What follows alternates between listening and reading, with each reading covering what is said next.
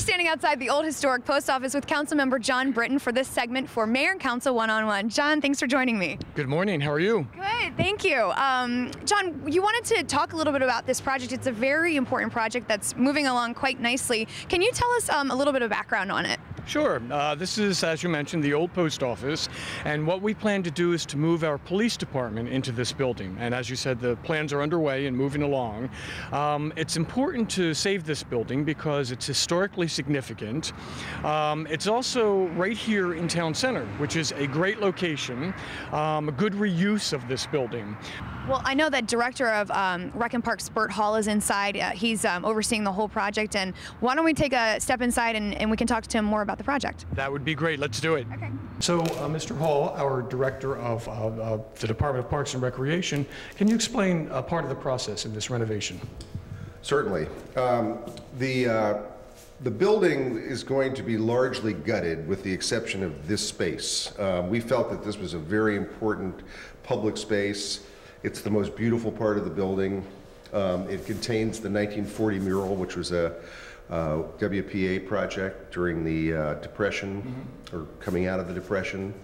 We're going to retain these mailboxes. We're actually going to put them back in their original place where they were flush against the wall and clean them up.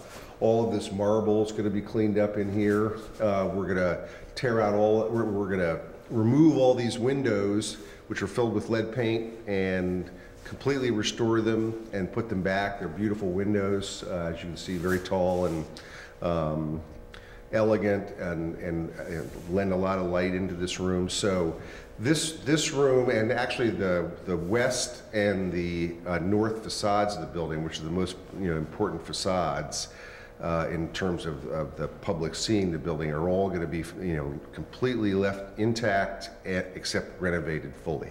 So can you tell us a little bit about your feelings and hopefully your excitement about moving into this building? We're very excited about it. One of the things about policing is that one of the basic tenets of policing is being totally accessible to the public. In fact, it was Sir Robert Peel back in the Metropolitan Police Act in the early 1800s who stated that police departments must be accessible to all. By coming to the town center, we'll be accessible to everybody by walking, by vehicle, by metro, by train, any other type of transit. It's really a great place to be, and being right on the corner of our main street in the city is great. Space-wise, we've been in a space built for 27 people. I have 95 personnel. We're actually outspaced in 3 different locations in the city, aside from City Hall.